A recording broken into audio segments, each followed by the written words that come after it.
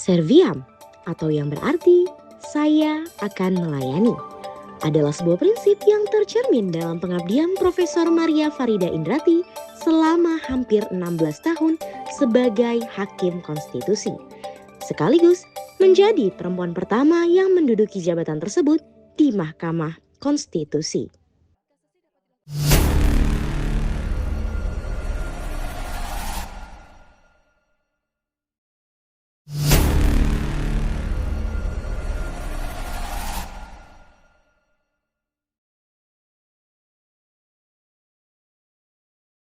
Apabila kita berbicara mengenai Prof. Maria, sejak kecil Prof. Maria tidak pernah memiliki ketertarikan untuk dapat terjun di bidang hukum. Saya tidak pernah ingin menjadi hakim sebetulnya.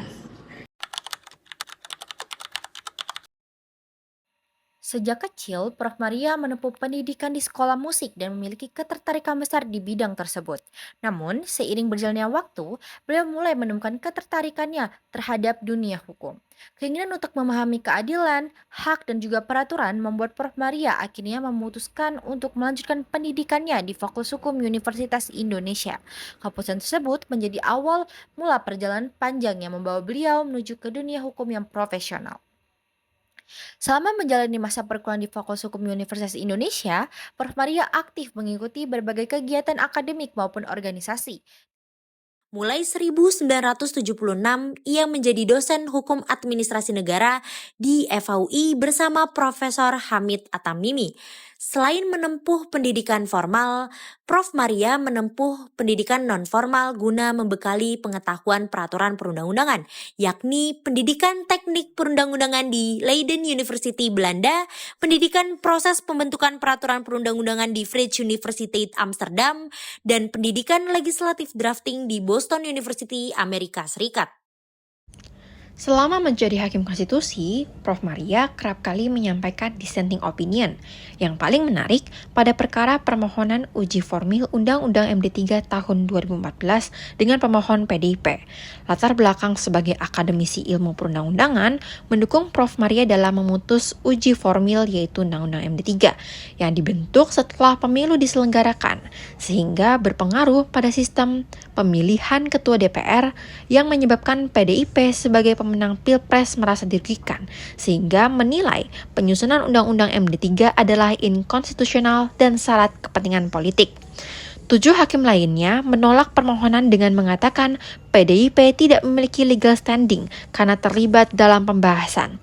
Namun, Prof. Maria sebagai Profesor Ilmu Perundang-undangan bersama dengan Arief Hidayat memberikan dissenting opinion.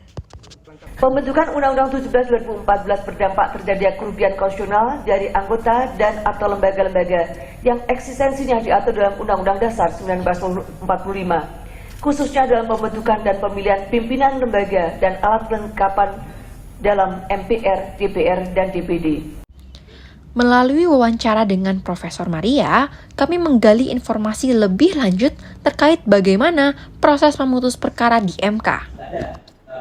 Orang mengatakan bahwa ini mestinya harusnya putusannya seperti ini, tapi kemudian kan hakim yang lain kan boleh tidak. Nah, jadi semua itu mesti ditanya. Ini ada masalah ini, semua ditanya. Semua hakim itu satu persatu.